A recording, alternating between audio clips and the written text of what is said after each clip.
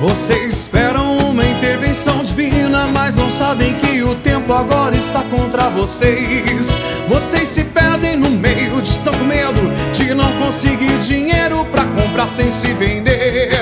E vocês amam seus esquemas ilusórios, continuam só fingindo que o mundo ninguém fez. Mas acontece que tudo tem começo. Se começa um dia acaba, eu tenho pena de vocês.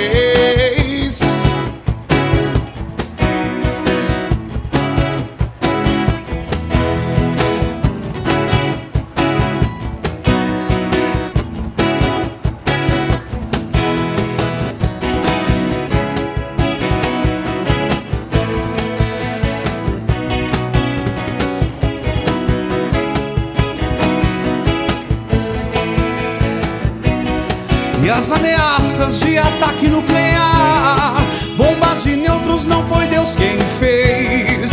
Alguém um dia vai se vingar.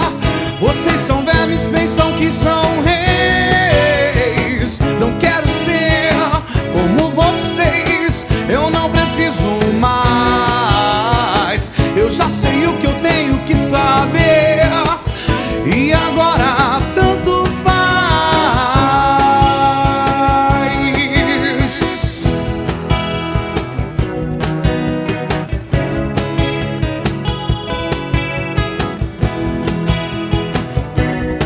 3 crianças sem dinheiro e sem moral não ouviram a voz suave que era uma lágrima e se esqueceram